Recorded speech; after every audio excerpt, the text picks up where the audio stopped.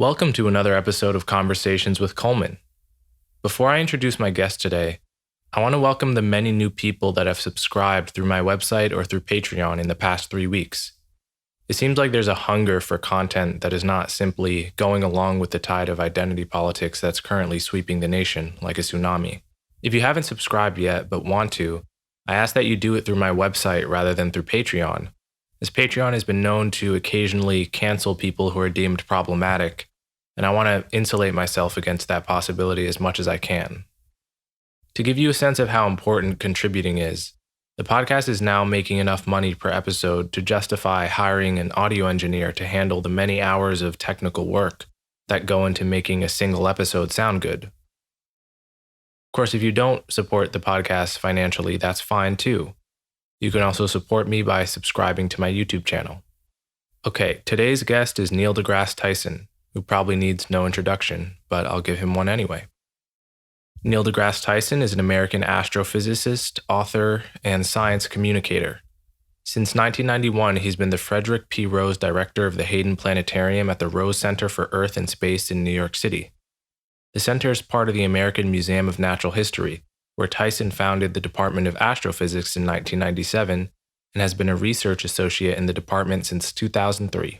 In the first half of this conversation, we talk about the progress that has been made in reducing racism since Neil was a kid, especially with regard to the prevalence of racial profiling and stereotyping in the mainstream media.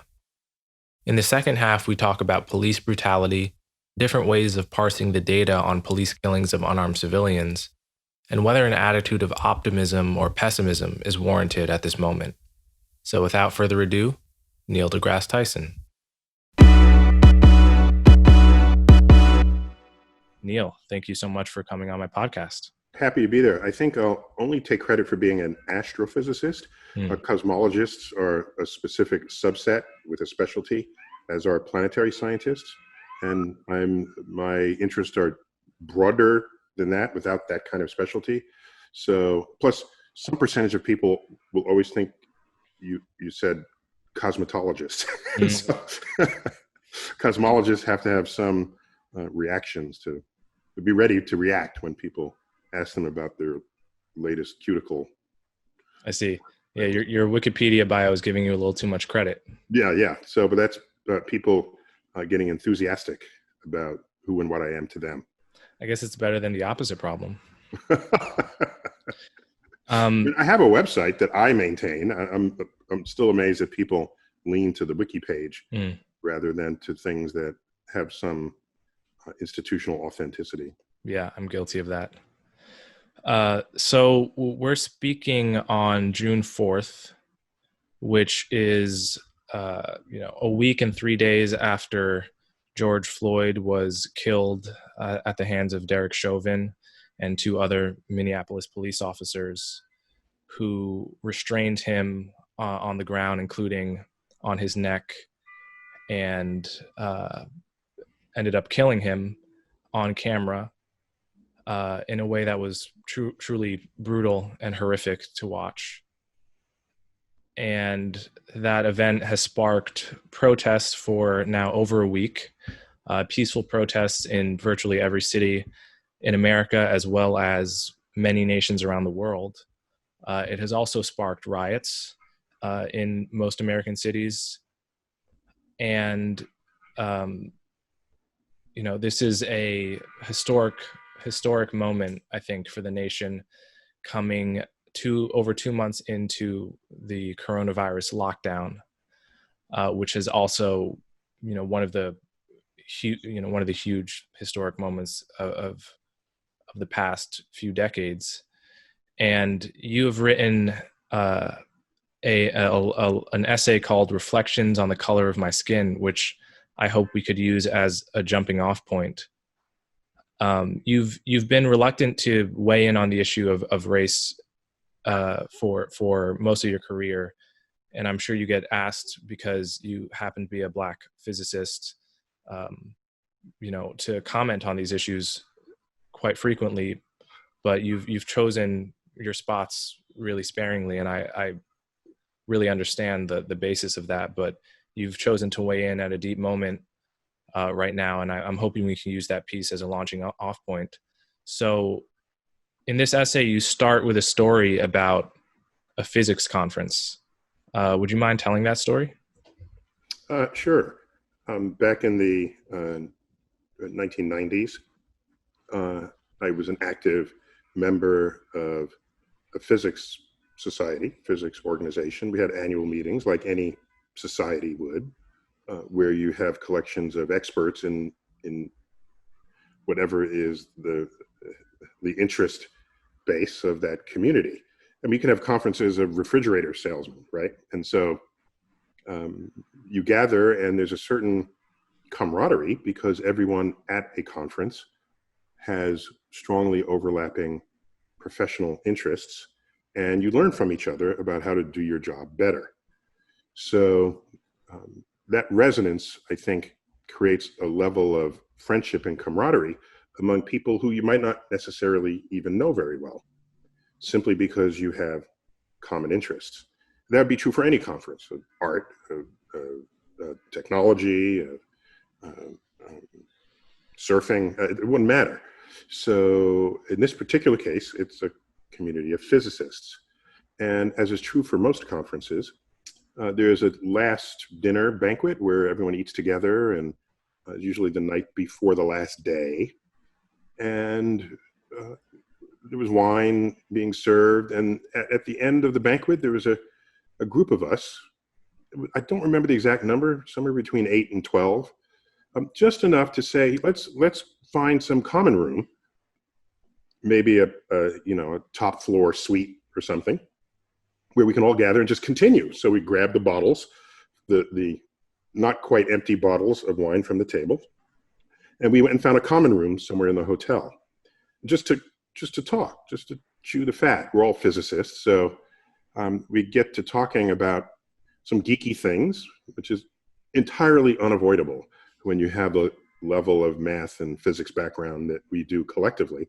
And so we start arguing about things like, does Superman really need a cape in order to fly? If you stole his cape, would he not be able to fly? And what role would his cape play in it? And if it's just he comes from Krypton and it's a different star and it's only the star, and others on Krypton don't have capes, do they? So the whole argument about it. And as only sort of a community of geeks could engage. And the topic went on to the topic would shift, exhausting one topic, going to another. I remembered we were curious that a can of Diet Pepsi floats in water, whereas a can of regular Pepsi sinks. That's just peculiar, because regular Pepsi has actual sugar in it dissolved in the liquid, making the water denser than Diet Pepsi. So this was, I'm sorry, I didn't say that right. Even though regular Pepsi has sugar that makes it slightly more dense, Diet Pepsi is still wrapped in a metal canister. So whether something floats or sinks is a matter of the average density of the object. So if you take the liquid that's in a can of Diet Pepsi and add to it the metal that's surrounding it, it's still kind of a mystery that it floats. Anyway, we discussed that, and we discussed other things, and this went on and on into the night. And then at one point we started talking about momentum transfer in car collisions. So it turns out, if you never thought about it, that two cars going, let's say 60 miles an hour, having a head-on collision is the same energy involved doing damage to you as if you went 60 miles an hour into a brick wall. It's not double, okay? But you have to think that through and understand why. So we were doing that and figuring that out. That got us talking about cars. And one of us started recounting an occasion when he was stopped by the police driving his car. And we all listened attentively, and turns out he was speeding, but the cop sort of searched him and searched the car and searched the trunk, and then he got a speeding ticket. He was driving a sports car, by the way. We didn't have much sympathy for him in that, just because it was, he was speeding and he was driving a sports car. And so, but that got everyone else thinking, and we just started sharing stories about our encounters with the police. And that would occupy us for the rest of the evening. There must have been about 30 stories communicated over the several hours that followed. Each one of us, in turn, I had stories of being stopped by the police.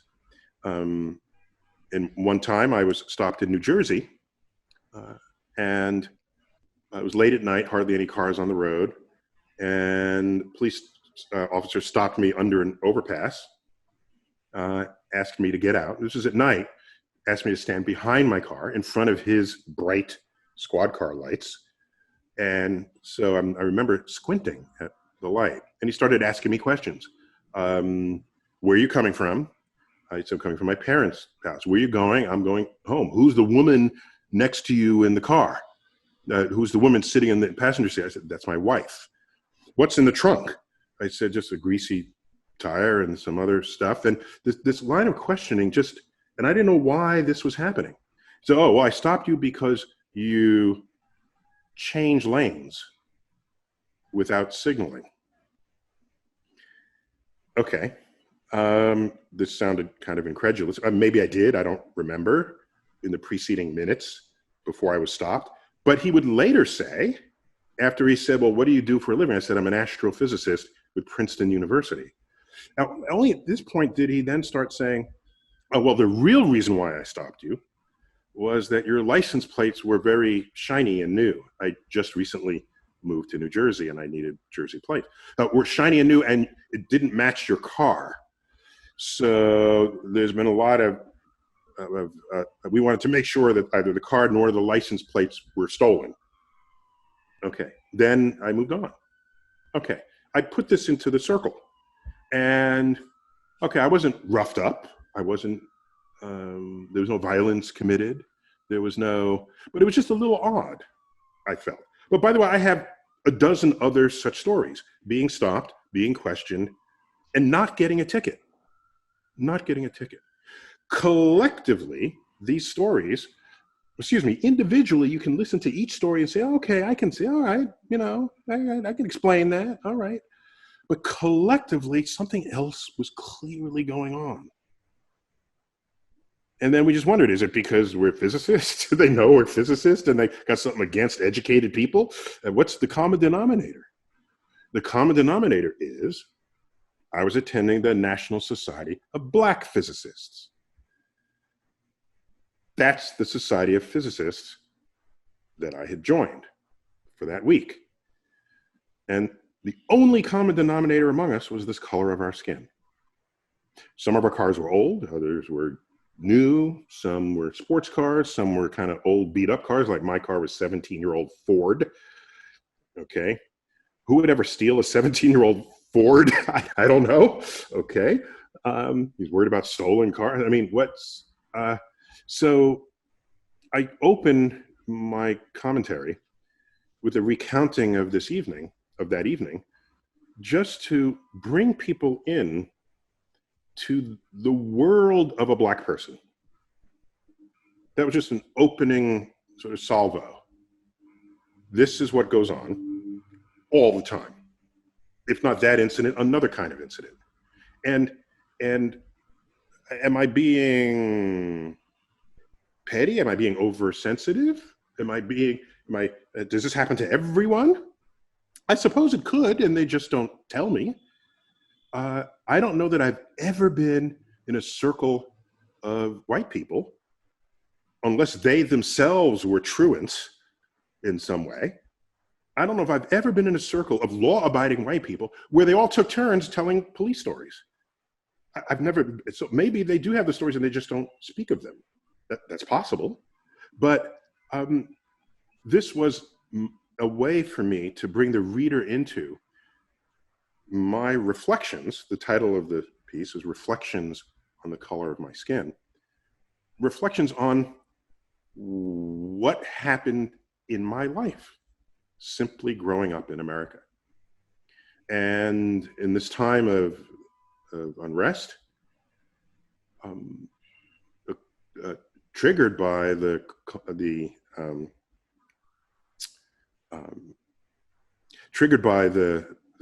police brutality, leading to the death of George Floyd, I felt, I can't any longer just keep all these stories to myself. Somebody has to know this. I'd be irresponsible if I didn't put this out there in some way or another. Now, that story with the physics conference actually does appear in my memoir as one part of one chapter of a much larger discussion of my lifetime growing up. That, by the way, that chapter was called Dark Matters. Okay.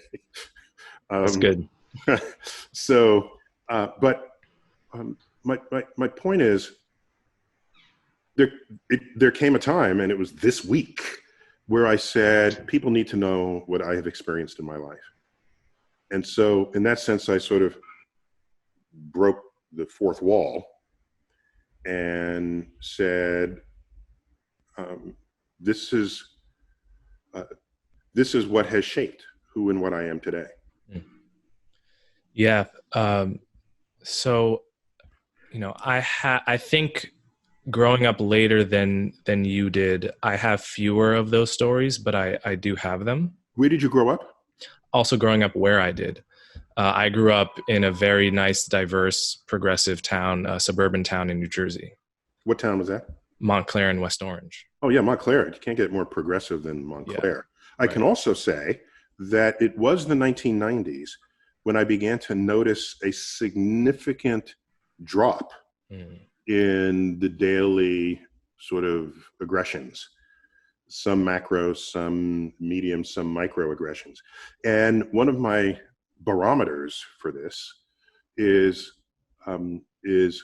what fraction of taxis will drive by me and not pick me up if I want to go north in the direction of Harlem in Manhattan.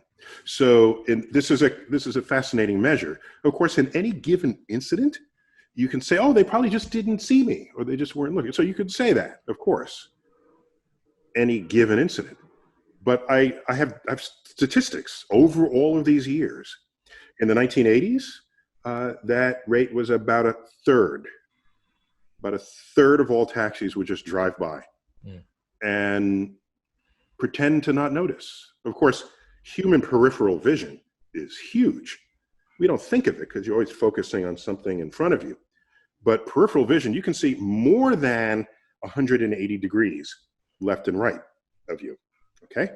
And a taxi driver whose livelihood depends on noticing people who need a cab, to miss me, and I'm not small on the street. I mean, I'm a relatively large person, not crazy large, but big enough so that I'm not hidden behind a van or a car. So in the 1980s, it was about a third and occasionally a half. By the way, that number was a little lower. There more of them would pick me up if I was headed south in Manhattan. Okay, so these trend lines are quite... And for people who don't understand the context of New York City, if you're headed south, that's a signal to the cab driver that perhaps you're wealthier, more affluent, versus if you're headed towards Harlem or the Bronx, where you grew up, if I'm correct. Yeah, correct. I grew up in the Bronx. Yeah, so come the 90s, those numbers dropped. Come the mid-90s, it was 1 in 5 taxis would not pick me up. By the late 90s, it was 1 in 10. By the 2000s, it was 1 in 30. So in my commentary, I didn't give all the bits of evidence for why I think things are better today than they were yesterday, speaking in metaphoric time there. But for you to be born in 1996, that means you're really coming of age in the 2000s. And so, and consider also after 2001 September, the nation's tribalism was no longer black-white. It was America-Islam, right? So there were other redirections of people's anger and ire, politically and culturally over that time. So I would not expect you to have the depth of stories that I'm drawing from that come from the 1960s, 1970s, 1980s, and into the 1990s. Yep. But if there's any issue about whether you can believe what I tell you, or whether I'm just all delusional, or whether it's just anecdotal, I can share with you the trend line of it improving over those years. And we got to a point in the 2010s where I'm noticed enough. I mean, I'm identifiable enough so that now there's a celebrity factor. So I'd have to wear glasses and a hat to reconstruct an authentic experiment. But yes, times are better. So when I say 1 to 5, which are the numbers I gave in my commentary, 1 to 5 acts of offense per week, it's that number spans 40 years. I mean, no, 50 years, more than 50 years. I'm 62 right now. This year I'll be 62. So I'm going back to when I had first an awareness of people's conduct, and that would have been when I was 8 or 9. So let's go 55 years back. So I see trend lines, and the trend lines are good. I'm happy to report, even though in the face of the police violence we see now, it doesn't feel that way. So, and let me say that differently. There's great progress in other metrics, but it's not clear whether we've made great progress in police stopping. Because what were those car stories drawn from? It was a kind of an automotive stop and frisk, is really what that was. Oh, there's a black person, let me stop him. He's probably up to no good. And this is a room full of PhDs. So, yeah, I would not have expected that at all. Yeah. So what you're highlighting, and yeah, I totally agree with you about the progress that's been made. I had a really funny interaction with a cab driver a few months ago who was an immigrant from Hungary, who has been driving a cab in New York since 1980. And he told me that, and I asked him, what's the biggest thing that's changed? And without skipping a beat, he said, I picked you up. Okay. And we both, I couldn't help but laugh, because it was just he had this huge smile on his face, and he seemed really warm-hearted, and like he meant it not in a offensive way. It was a right, just a matter of fact way. Movie, just as a matter of fact way. Yeah. You even have to applaud the honesty. Exactly. That is. I can tell you that. So he picks you up. So he would have been in the statistics of everything I was describing. He would have maybe picked up only half the black people hailing a cab, and then maybe 2/3, and then 3/4, and then maybe now 100%. I have a hypothesis of what has contributed to that change. It's not a researched answer, but it's just sort of my sense of the world. And that is, the more occasions people have to see black people doing ordinary things, being, quote, ordinary citizens, then the more evidence you have against what might otherwise be a bias that you want to invoke. So when I was in my early teens, there were no black people on television, except as athletes or as entertainers. And there just were none. No one was interviewed for their expertise unless they had expertise about being black in some way. They were a preacher in an inner city, in the ghetto of the time, and we need to know what your people think. You know, no one was talking to black people who had any kind of expertise at all. So if you were a casual observer of culture through media, you would think black people had no participation in anything at all. Not only that, I grew up at a time where, this is an obscure example, but it's an often forgotten example. In the 1960s, there were no black performers in mainstream Broadway plays. You can say, well, they're scripted for white people. Well, you can say that in the day, but really they're just scripted for good actors and singers and dancers and performers. So what happened? Famous musicals were created with, quote, all black casts. So you tapped the deep repository of talented black people, singers, dancers, actors, and you created familiar plays, musicals, with all black people. One of them was Hello, Dolly. That had Pearl Bailey as Dolly. everybody was black. And they throw in sort of ethnic, cultural references and jokes to pepper the otherwise sort of mainstream dialogues.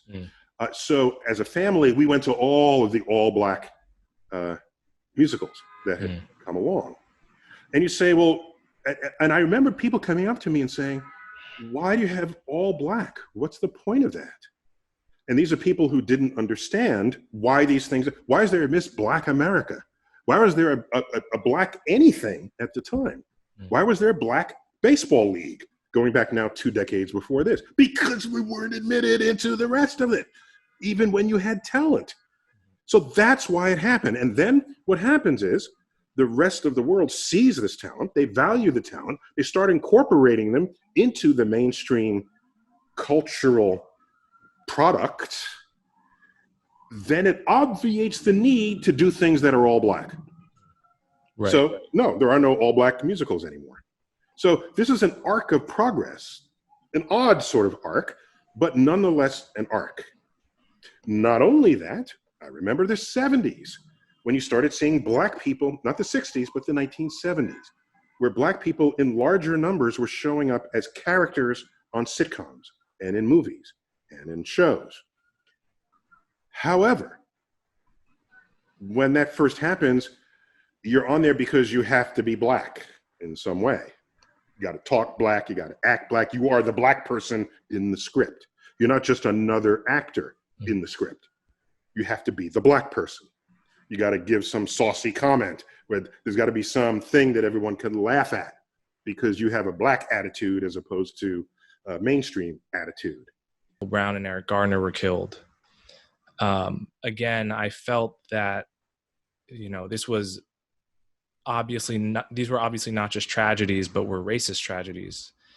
And in 2015, when that list grew to include Sandra Bland and Freddie Gray and Tamir Rice and others, I began wearing a shirt with all of their names on it and, sharing the Black Lives Matter hashtag.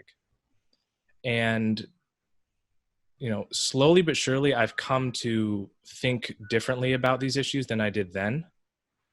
And broadly, the reason for that is because I have seen, video after video, even just from a single year, of white people getting killed in the same way. And I wasn't aware, when I was wearing these T-shirts, that the problem with the police ran so deep that there are, dozens of white people a year that get killed unarmed, reaching for the alleged gun that they end up not having. And that, seeing that evidence, has slowly shaken me towards the position that, a position of kind of a mixed opinion on Black Lives Matter, where I agree that police are much quicker to rough up a suspect if he's black. I agree that racism is completely real. I agree that, short of shooting someone in the back, there's almost nothing a cop can do that reliably gets him or her punished. I agree that many people don't realize how frustrating it is to be falsely stereotyped. It's a really crazy making experience. But the more I've looked, the harder it is for me to believe that the killings, the phenomenon of unarmed Americans being shot dead, should be framed in racial terms. And so that leaves me with a very mixed feeling on what's happening at the moment. So I wonder what is your reaction to that? Well, what you're referencing is the statistic, which I don't have good reason to doubt, that the likelihood of being killed in police custody, or rather killed by likelihood of being an unarmed person killed by the police or dying in police custody, is about the same regardless of your ethnic group. Okay? Mm-hmm. So that's an interesting piece of data. What it says is that encounters with the police are dangerous, rather carry a death risk. Okay?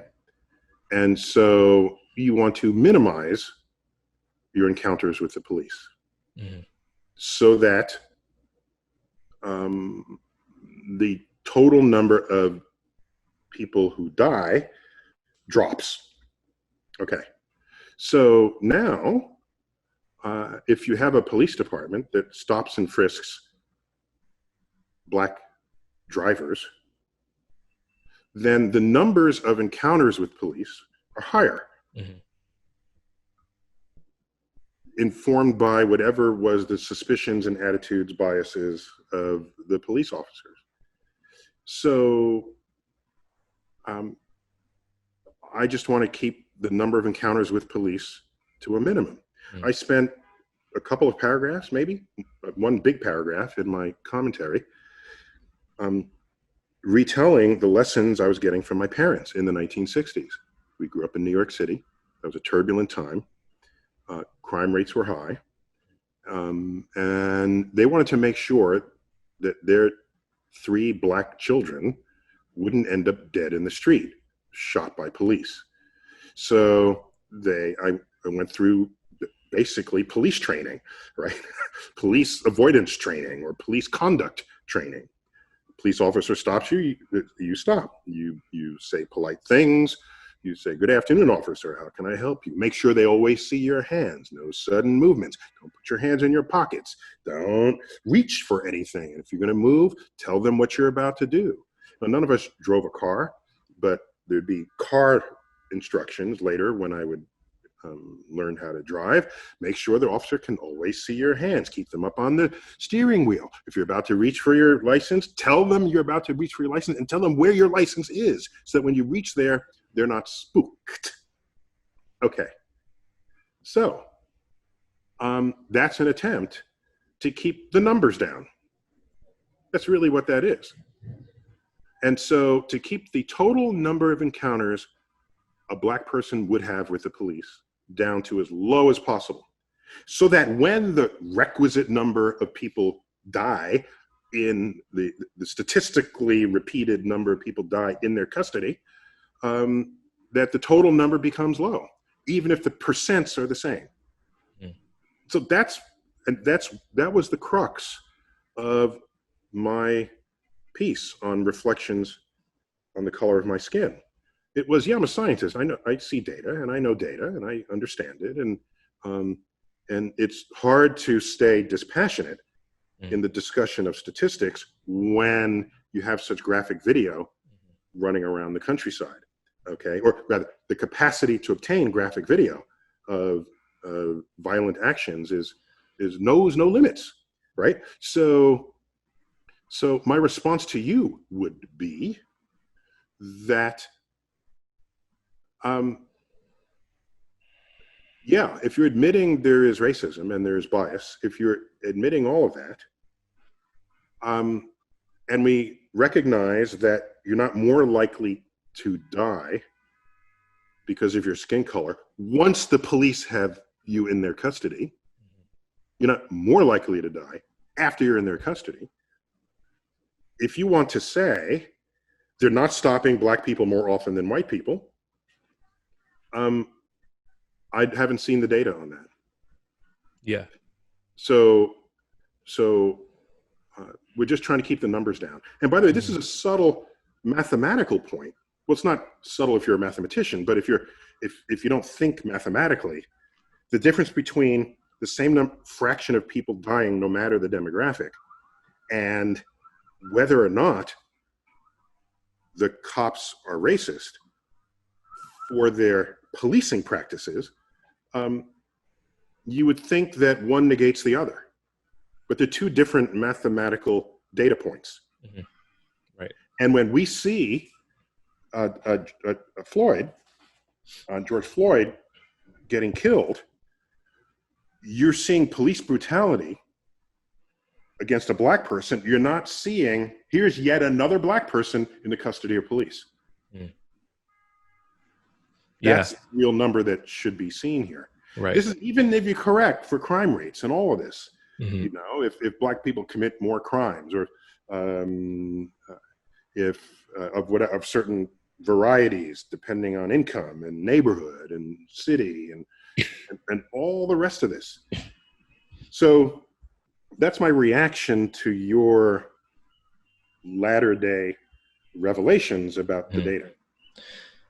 So I want to talk about where this is all headed for us as a nation, because I have to say I am very pessimistic about the possibility of, recurring riots in American cities.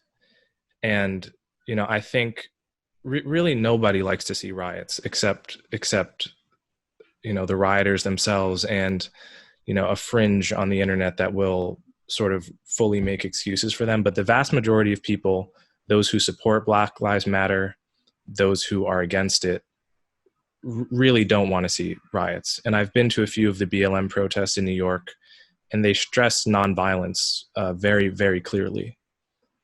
And I'm worried, though, that I'm worried about a few things. One is that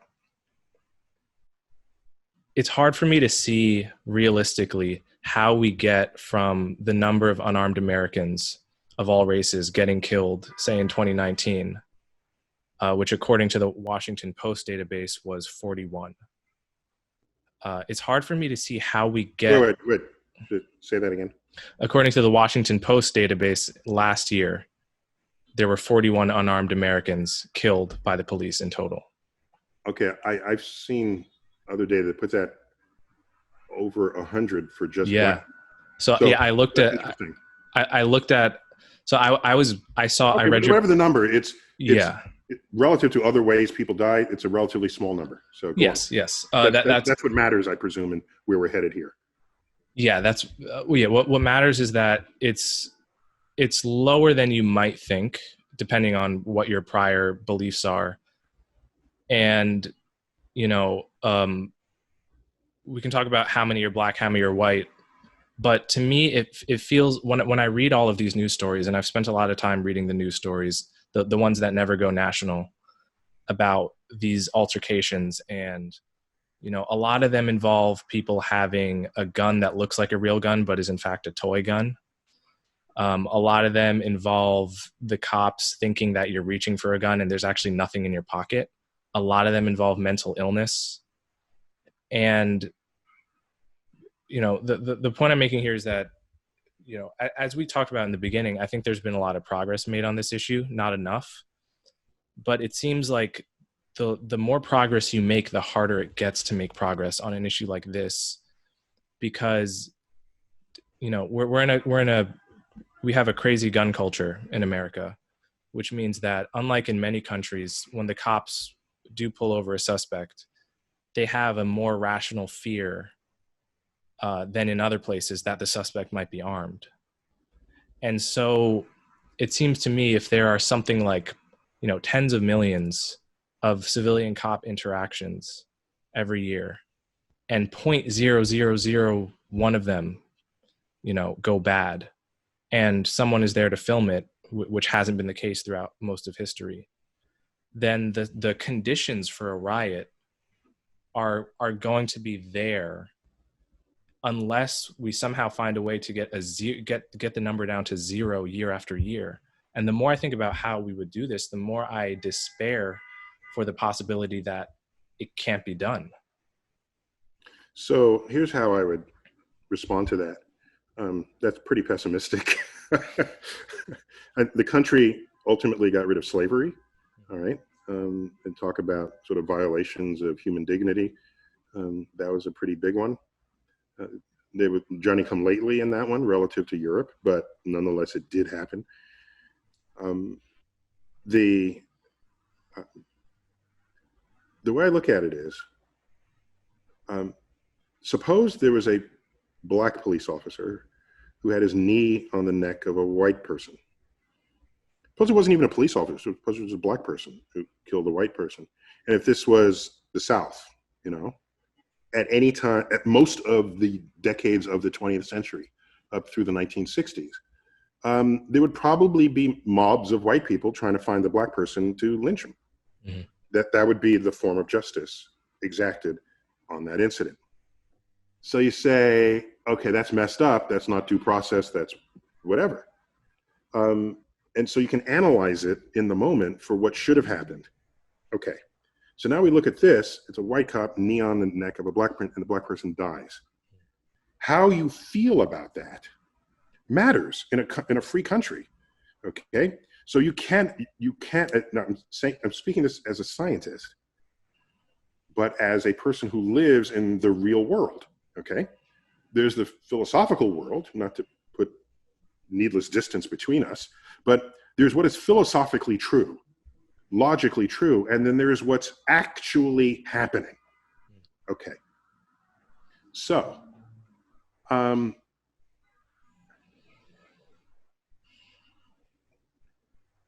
the fact that that happened at all is a problem. Mm-hmm. That should happen 0 times. Mm-hmm. All right? No, it's not someone pulling out a toy gun on video. That's not what he's handcuffed. Mm-hmm. Okay?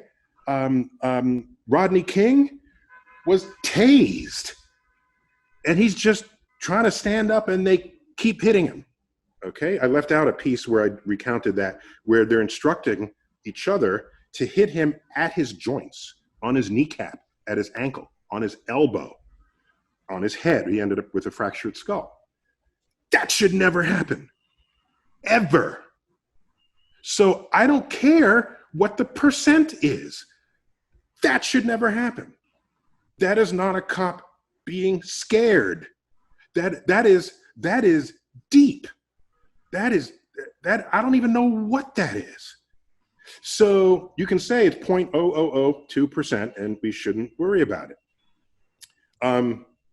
The fact that anyone behaves that way at all, and they're endowed with the power of weapons given to them by the mayor of their town, who is generally the commander-in-chief of the police force. What is that? That matters. Sometimes small things are big things, and they don't lend themselves to pure statistical analysis. There's certain things that should simply never happen. And you can't say, oh, it happened because there are a few crazy police officers. There should not be any crazy police officers. Mm-hmm. If there was a crazy heart surgeon, how long would that person stay on the job? If there was a crazy, just think about this. If there was a crazy pharmacist who would occasionally mix up medicines on purpose, how long would that person stay? How would that person even get to have that job? So this is in this case, I can't look at how small the numbers are, given how dangerous it is for the confidence we have in law enforcement. How dangerous, the capacity for that to erode the confidence that we all need to have to maintain a law-abiding society. Yeah. To be clear, I don't want anyone to get the wrong impression. I think what happened to George Floyd and Tony Timpa was a very similar case 4 years ago. The like putting your knee on someone's back and listening as they slowly suffocate to death. I think that we can get rid of that probably entirely. Yeah, I think it's possible. This is the optimism that I carry, maybe a little more of than you have in this moment. That police historically, I don't know that psychological dimensions of who and what a police officer is was ever really historically a big part of what the selection process of that job was. And can you shoot straight? Can you arrest the bad guy? You're good. Why else would you even have the tradition of we need some you deputize people who have guns to then join you in your law enforcement. And that's just somebody, some farmer who's got a gun. Hey, I need some you're marshal and you deputize some people. Are they trained? Do they know what they're doing? Do they understand the psychology of who it is they're tracking? So yeah, I think it's a watershed moment in the reform of who it is we entrust our safety in our society. Do you have an opinion on the reforms that are being advocated, like ending qualified immunity and not giving police military grade weapons, independent review boards, and such? I regret that I don't have full awareness of everything in progress right now, but I can tell you that military grade weaponry has no place with one American wielding it against another. This is the level of science and technology that has been invested in war machines designed to destroy, to kill en masse. This is not what should be happening on your own soil, bringing your own weapons to bear on your own citizens. You could argue those weapons shouldn't be brought to bear on any citizens, given how horrific they are. But if you look through the history of warfare, there are times where that has been fully justified by both parties and all levels of the political spectrum, the Second World War among them. So that one, to me, the answer to that is pretty clear. And what does it mean to have tanks roll down your streets when protesters have rocks? Like, what does that mean? You can't, is that the bet? Really? What does it mean? And in New York City, you don't even have rocks because there are no rocks in the city. There's nothing to pick up and throw, right? What does it mean for you to have, by the way, the riots that you described were, from what I saw, maybe you saw other footage, it was looters looting and setting fire. This I would count as mild compared with full-scale riots that first happened in Los Angeles after the Rodney King verdict, and riots in 1966 through 69, where it wasn't just protesters marching where a fringe element turned violent. It was the entire expression of energy was one of hopeless anger. And so yeah, I don't have all the rest of it. For review boards, sure, but I think in the end, it's really the psychology of the police officer that needs to be more closely assessed. And I also commented that, the Minnesota Academy is a 4-month program, the police academy, and the New York Police Department has a 6-month program to become an officer. And there's a culinary academy where it takes 8 months to become a pastry chef. So, yeah, that was a good point. Yeah, I mean, the other thing about the NYPD that I think might be really important is that, so far as I know, they've kept the very best data of any police department in the country on shootings going back to 1971. And so it's been possible to hold them accountable in a way that hasn't been possible. Like we didn't even know who was getting killed by the cops in a nationwide way until 2015. And even still, we actually don't have a federal official database. So I think accountability is a huge issue. If you can, point to this is how many people you're killing, it becomes much more pressing on police departments to make reforms. First, I see it different. Yes, I agree with that, but I see it, I think, even more deeply. That I'm less interested in having accountability boards and prosecuting bad cops. I'm less interested in that than I am preventing bad cops such people from ever having become cops in the first place. These review boards are band-aids to a problem that would then never go away, possibly. Whereas if they never have access to that level of power over the citizenry, because they have bias, because they're trigger happy, because they have tattoos that say kill them all, let God sort them out, because they have swastika, whatever is their issue. It's a free country, fine. They have their free expression of opinion measured in whatever way they choose. But if you're now appointed to keep the peace in a diverse culture, and we find out that you hate gays, we find out that you're a fan of the neo-Nazis, you're not the person who should have that job. Think about it. If none of those people were ever there, you wouldn't need the review boards. You wouldn't need it wouldn't even be necessary. That's what I'm after.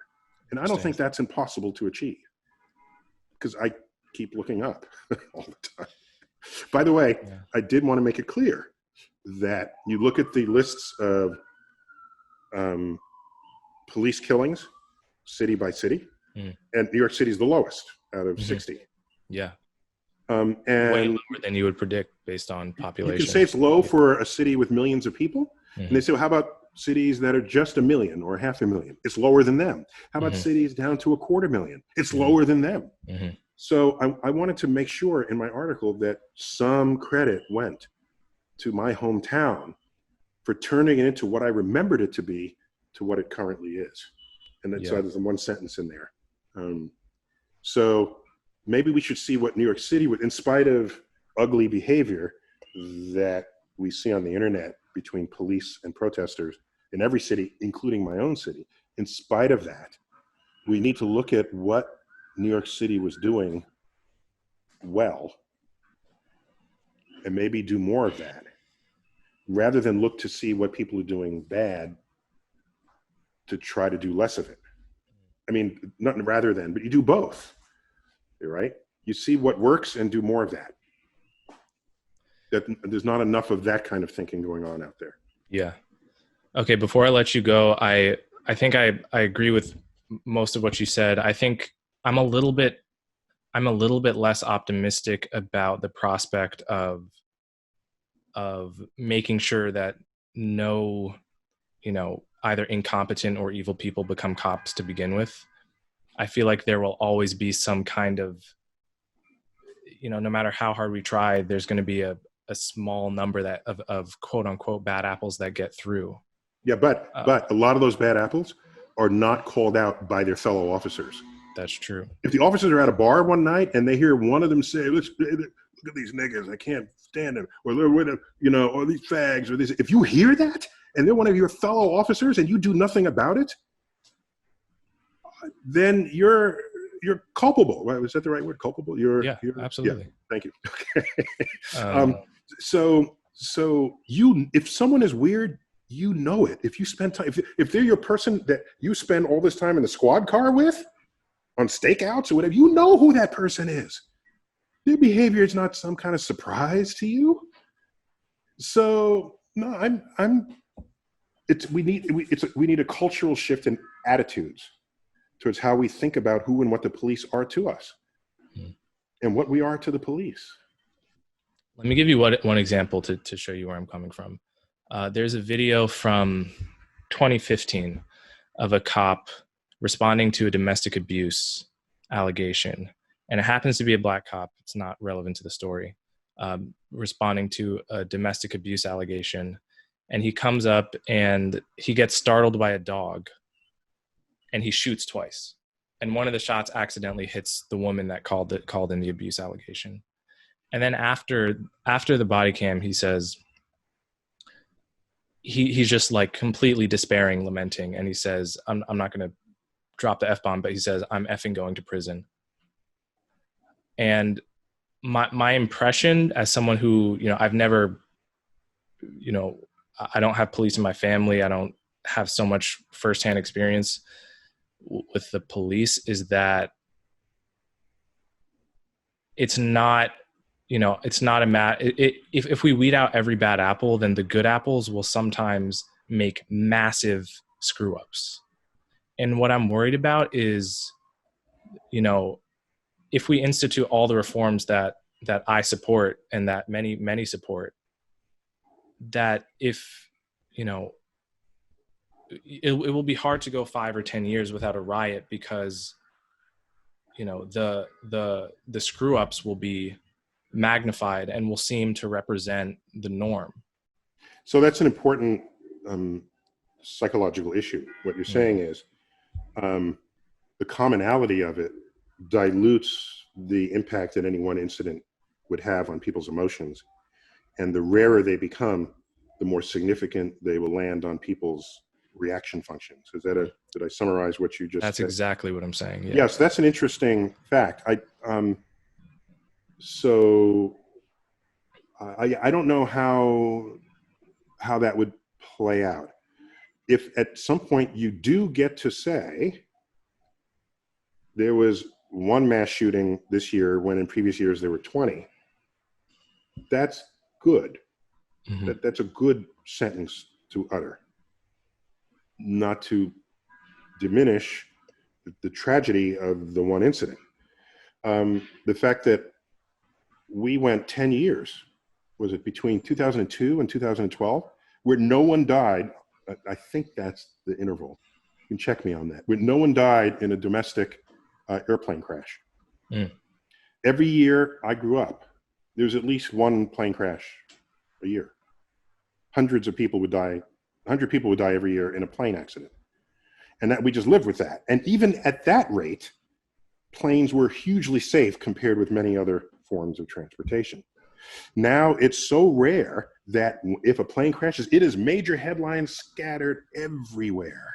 And then it gets investigated. But you know what happens? You find out. The reason why this happened is because this thing happened where there was a lithium battery in the truck we didn't know about. Now we know, and now that's not going to happen again. So then the public is given confidence that we care about even that one case and are taking precautions so that that will never happen again. And you know something? The FAA, the Federal Aviation Administration, investigates every single plane crash and finds out exactly why the plane crashed. Because there's enough going on. You can see the wires, the communication, and that's why there's a black box. They know everything. And so over the years, things like wind shear, that used to drop airplanes out of the sky. But now there are wind shear metrics, that wind shear caution, and the computer adjusts and the plane avoids it. All of this goes on. If I knew that when disaster happened, there are responsible people making sure it will never happen again.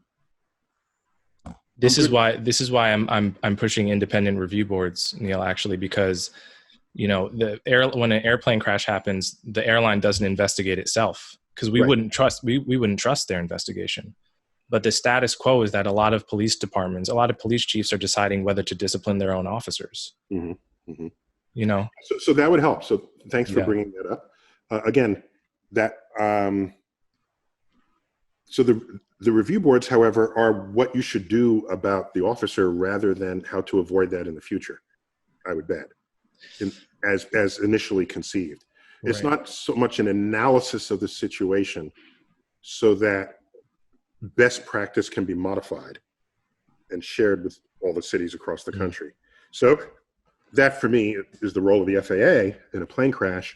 And maybe there ought to be, that could have been one of my other bullets that I, no pun intended, my outline points in my notes about analyzing every single bad incident, unpack it,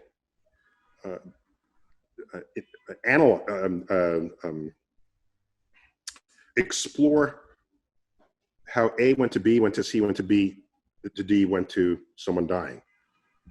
And then you revamp so that doesn't happen again. Yeah. That's got, and again, what matters is your confidence that people care, that they're trying to not have it happen again. And we haven't seen that. We just haven't. So I've taken up a lot of your time. Thank you so much. Do you have any final parting words of hope?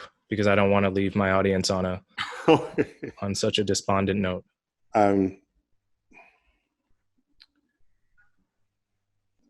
Great changes in society, particularly progressive changes, are never just handed to people. Oddly, you have to fight for it. I think that's one of the great shortcomings of modern civilization. that to do the right thing requires bloodshed. And so the fact that one too many people died in the hands of the police this past month has led to this level of protest. Maybe us, culture, society, will wake up. They woke up in 1968, I can tell you that. They there was some waking up in the early 60s as well. They woke up when they saw Emmett Tibbs, was that his name, the full name? Emmett Till. Emmett Till. They woke up when they saw Emmett Till in the casket. Open casket after he'd been fished out of the bayou. Okay? There were changes that you can say it was just one death and it's just one. And it's unfortunate that this doesn't happen peacefully around a circular table. It happens when those in charge realize how seriously people care about outcomes. So, yeah, I don't want to see the rioting and looting continue. The protests will continue, I think, until somebody speaks in a way that gives people confidence that change is imminent. And I think it will happen. I just don't know when. It'd be nice to have a president who could do that at a time like now. But yeah, it's not his portfolio, really. Yeah. Well, anyway, thank you. Strongest point. No. Settling differences. No. I haven't seen that in his catalog of speeches. So, yeah, maybe we need. Maybe the president shouldn't be that singular in the influence of our attitudes. That's another. There are other elected representatives out there who are not without power of influence. Governors have a big role. Mayors too. Yeah. So Obama made this point in his statement, which I completely agree with, that we tend to focus too much on federal when a lot of the relevant policies are local, governor, county DA, etc. Yeah, exactly. But okay, Neil, thank you so much. Dude, I don't mind doing this again. There's a topic. I know you've thought deeply about education, and you may know I'm a product of the New York City public schools. As is my mother. My mom went to Stuyvesant. Oh, she did? Okay. And she was also from the Bronx. Uh-huh. And 1 year older than you, 1 year younger she would have been. Okay. Yeah. All right. So I'd be happy to get back in conversation with you. Yeah, that would be amazing. All right. All right. Thank you so much, Neil. Excellent.